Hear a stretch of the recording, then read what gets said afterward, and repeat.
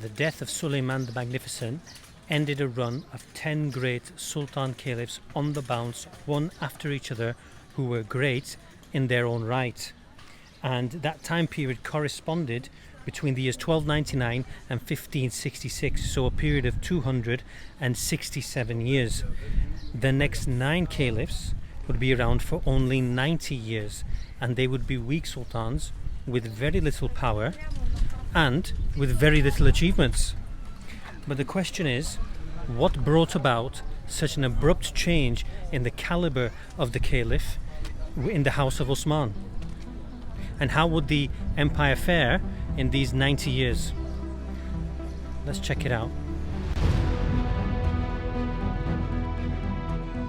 This mediocre period of 90 years actually has its roots within the time period of Suleiman the Magnificent, Suleiman the Lawgiver. For all his magnificence, he had broken one cardinal law. He had let his heart rule his head, and therefore his chief consort, who then became his wife, Roxolana, was able to manufacture a way for her son Selim to become the successor to Suleiman. Normally, princes would fight it out amongst themselves to see who was the strongest, who could get the most backing, and who was the most able, and then they would ascend the throne, and then the other brothers would die. This was very brutal, but it ensured that the person who got to the throne was actually fit for the job and up for the job. When you have to fight for something, you're more willing to value it and fight to keep it. So Roxolana was the chief consort, and that also meant that she was also his advisor. And this role would continue with successive sultans. The only problem is they were very weak, which meant the ladies were running the show. All the women watching are very happy. Don't worry, chaps, it didn't last so long. This unofficial period in the time frame of the Ottoman Empire is known as the Sultanate of Women, and it was a time period when the harem had taken over the palace. When people think of the harem, they often think of a place full of beautiful ladies who were just there for one thing, and they often think of it as a place where the magic happens. And this view is predicated by the fact that many Western ambassadors, diplomats and visitors who came to the Topkapi Palace would go back and write about the harem, bearing in mind they never entered the harem because they wouldn't have been allowed to. So a lot of these writings are based on their assumptions and sometimes their own fantasies. In reality, the harem is actually the place where the tragic happens, and if you don't believe me now, you certainly will by the end of this episode.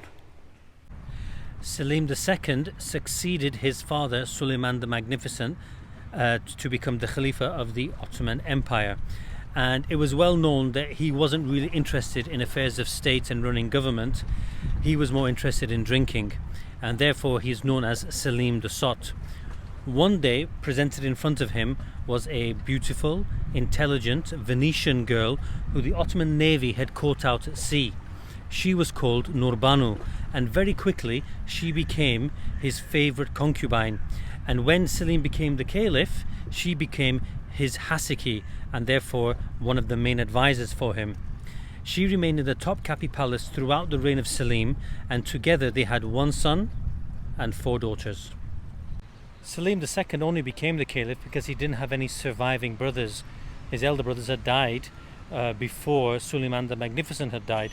So he got the job not because of merit, because basically he was the only one.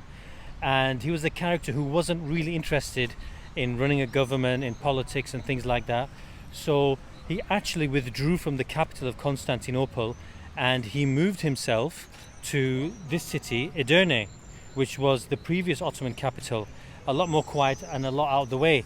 Of course, he brought his concubines, and he just enjoyed life here, being fed grapes, while his most preferred concubine, Haseki Sultan, Nurbanu, was left in Constantinople in the Topkapi Palace, and she had a lot of political power, and she ran the state and government affairs in concordance with the Grand Viziers.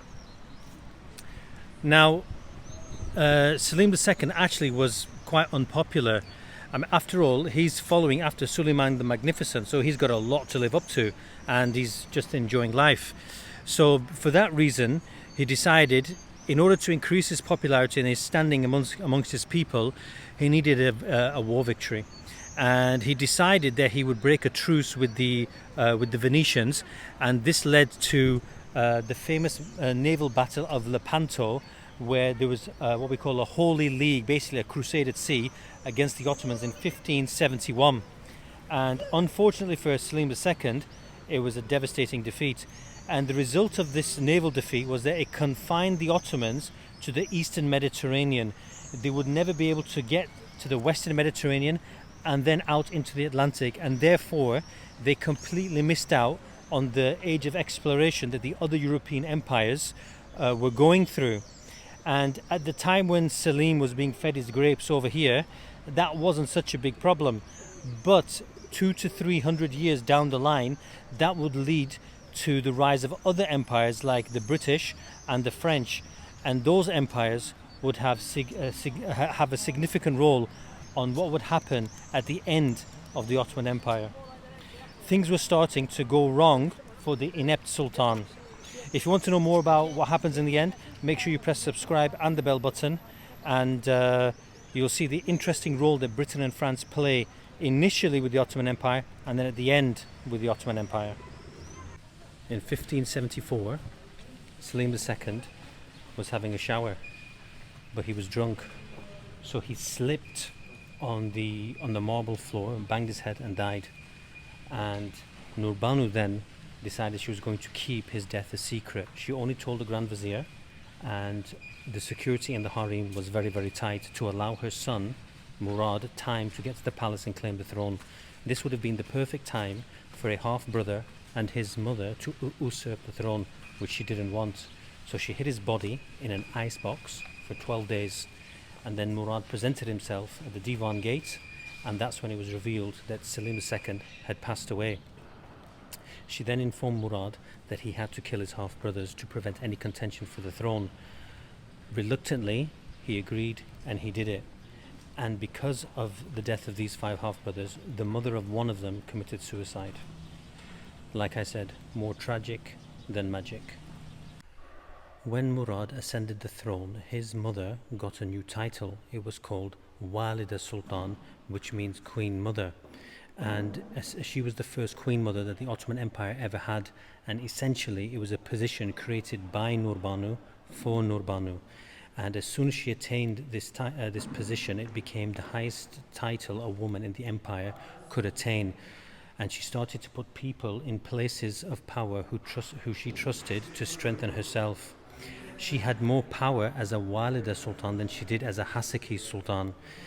Murad really trusted his mother because she'd been around the circles of politics a lot longer, and he asked her advice for everything. Nurbanu, however, did face a threat to her power in the shape of a newcomer. A young Albanian girl had been presented to Murad III while he was still a prince. She was called Safiye, and she became his only consort, his only concubine. And when Murad III became the Sultan Caliph, Safiye became the Hasaki Sultan and therefore gained some political power. But Safiye was very much loved by Murad, and he wouldn't spend time with any other concubine, only her. And after a number of years of being together, they only had one child, Prince Mehmet. And this started to worry Nurbanu, because if Prince Mehmet was to die, that would mean the Ottoman dynasty would come to an end because there was no more heirs. So she encouraged her son Murad III to take more concubines to have more heirs, but Murad only had eyes for Safiye. Nurbanu was very keen on getting her son to have more heirs, but she had to get the love of his life, Safiye, out of the way so he could then be with other ladies. And she came up with a plan. She spread a rumor that Safiye had cast a spell over Murad and made him impotent. But unfortunately, not unfortunately for Nurbanu, this is what she wanted. The rumor got out and it became public knowledge. And Murad then became very embarrassed, and as a result, he had to send Safiye to the old palace out of the Topkapi palace. Then that's when Nurbanu started placing all these beautiful ladies in front of him in order for him to try and have some more heirs, and it worked. In fact, the number of concubines in the harem under Murad during this period increased from 150 to 300, and they had to actually extend the harem to make room for them all. In the end, Murad went on to father 20 sons and 25 daughters, and Nurbanu had got her wish that the Ottoman Empire had more heirs. But Safiye was still stuck in the old palace, but she needed a plan to try and get the mother-in-law out of the way so she could make her return. Nurbanu never forgot her roots. She was so pro-Venetian in her foreign policy that the Genoese hated her. She also communicated regularly with the Queen of France, and in terms of what she did internally, she built the Ataturk Walida complex, which is not only a mosque but also an Islamic university and a primary school and a soup kitchen and a guest house, and now it's a cafeteria, and families come and the children all running around the grounds. So you can see she was acting very much like a Sultan Caliph in terms of her internal and her external activities. In 1583, Nurbanu passed away. So in the end, Safiye in the old palace didn't need any plans. Nature just took its course. And Nurbanu became the first woman in the Ottoman Empire to be buried next to her husband, which shows you how important these women were. This paved the way for Safiye to return from the old palace back to the Topkapi Palace, and she regained the trust and the love of her husband Murad III. She then started to put her trusted people in positions within the palace and drive out any opponents, therefore paving the way for her son to succeed her husband. By the end of the rule of Murad III, Safiye had gone back to being his only consort and his only wife. In 1595, Murad III passed away, and Safiye decided to keep his death a secret until her son Mehmet could reach court and take power. She'd obviously learnt how to deal with things from Nurbanu, and therefore Mehmet ascended the throne and became Mehmet III, and she became the Walida Sultan. There was just one problem. Thanks to the exploits of his father Murad III, Mehmet III had 19 half-brothers. That's 19 threats to your throne, and that's 19 executions that would happen according to Ottoman succession tradition. The first glance of the rule of Mehmet was 19 coffins leaving the Topkapi Palace to be buried in the tombs around here. It caused a public outcry. So like I said, more tragic than magic.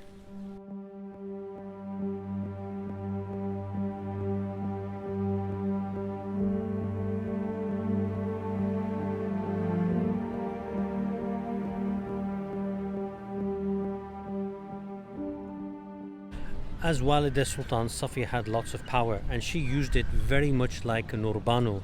For example, she engaged in mosque building in the city. The Yeni Mosque, which is in the old city, close to the Golden Horn, was started by Safiye and finished later on in the Sultanate of Women. So if you want, you can think of it as the Sultanate of Women Mosque.